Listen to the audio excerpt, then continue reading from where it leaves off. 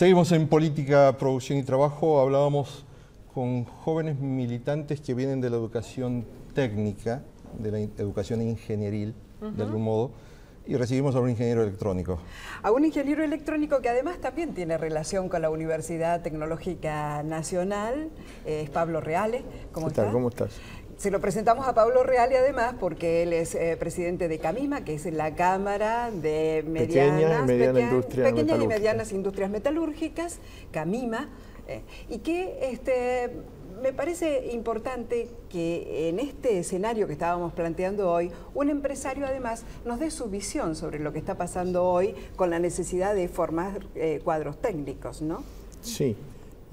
Antes que nada es cierto, yo soy graduado, pero en Ingeniería Eléctrica de la UTN, de la Regional Buenos Aires, y los escuchaba a los muchachos, la verdad que reconforta. Yo me acuerdo, yo estuve en el primer Consejo Superior de la Normalización Universitaria por los estudiantes, así que me trae gratos recuerdos. Pero la UTN que surgió como Universidad Obrera. La Universidad Obrera Nacional, eran ingenieros de fábrica.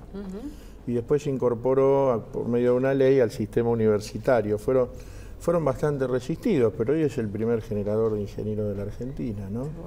¿Y hoy se necesitan los ingenieros como obreros calificados de los sistemas productivos o se los necesita como planificadores de la producción para tener mayor valor en la economía? No, obrero calificado no, igual no me parece una cosa peyorativa, pero lo que pasa es que ha cambiado el concepto del obrero y el rol del profesional. Yo de cualquier manera, y el otro día en Tecnópolis que hicimos un seminario donde estuvo el ministro Barañao y la ministra Giorgi,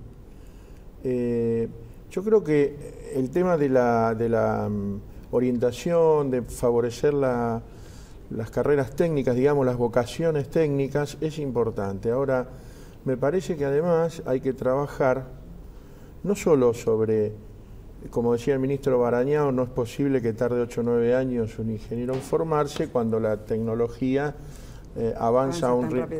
Pero yo creo que hay que trabajar también en lo que es la parte básica, en los primeros años, porque hay que tratar de entender para qué sirven los ingenieros en un modelo distinto de país. Entonces, me parece que la revalorización de las carreras técnicas no solo parte, digamos, de la base de las currículas y los contenidos técnicos actualizados, sino que hay que trabajar sobre un concepto de lo que significa la inserción de un profesional de la tecnología en un modelo de país que basa su bienestar en el desarrollo industrial. Ahora que se está tratando de desarrollar la industria informática argentina, por ejemplo, ¿hay suficientes ingenieros electrónicos o suficientes ingenieros en sistema en el país? No, yo creo que es un déficit. De hecho, en el sector del software hay gente que tiene trabajo antes de recibirse. Claro, y por eso mismo que muchos van truncando su carrera o alargan el rendir materias y demás y van alejando la posibilidad de conseguir el título. Claro, es cierto que también es difícil porque,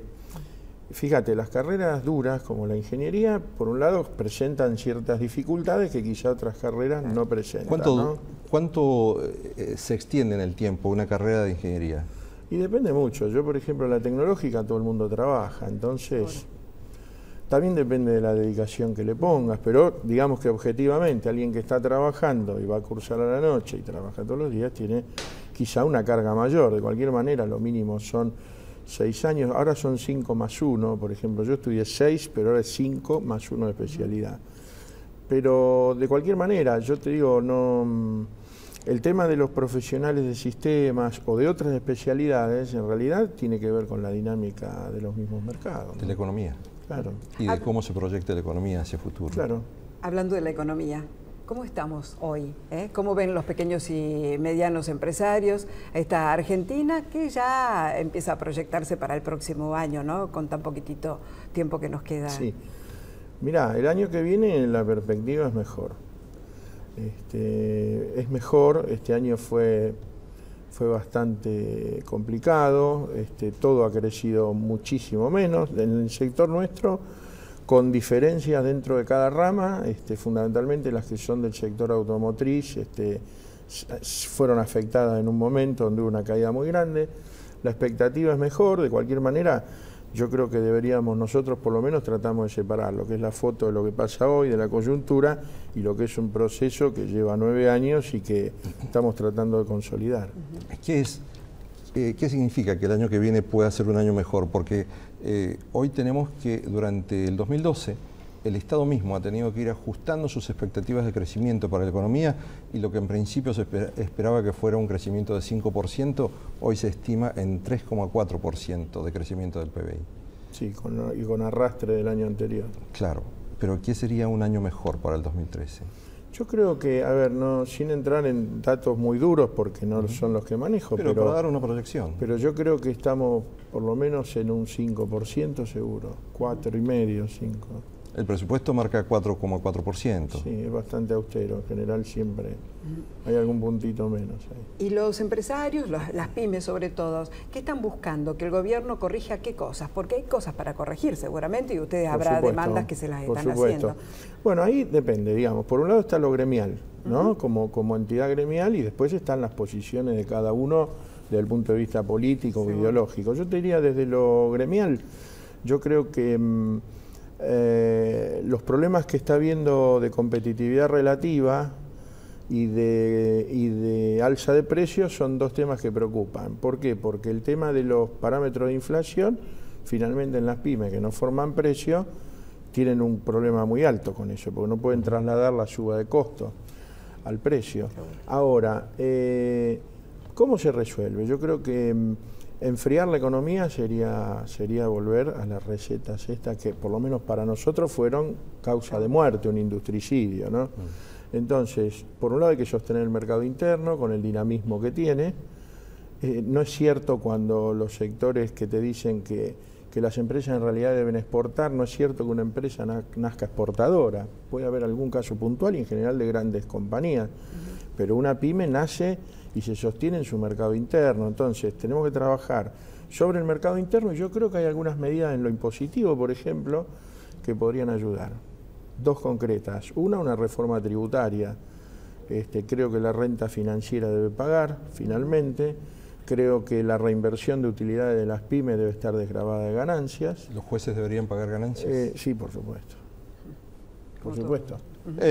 ¿No sería necesario que pensemos en una economía con orientación exportadora desde el inicio del proceso productivo? Por ejemplo, si queremos exportar hortalizas, ¿no deberíamos cultivarlas ya pensando en cuáles son las condiciones en que las demanda el mercado para hacer todo el proceso de industrialización, de embalaje, de proceso interno nacional, ajustándonos a los requerimientos, las exigencias del mercado mundial?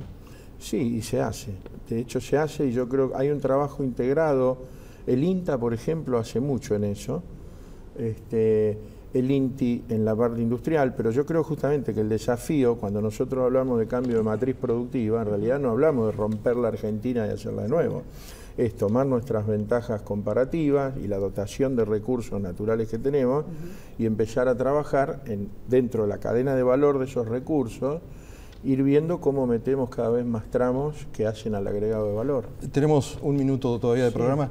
Las entidades a las que usted pertenece, por ejemplo, la Unión Industrial de la Provincia de Buenos Aires, la Unión Industrial de Argentina, ¿tienen esa misma visión sobre que la economía del año próximo puede ser mejor que la de 2012?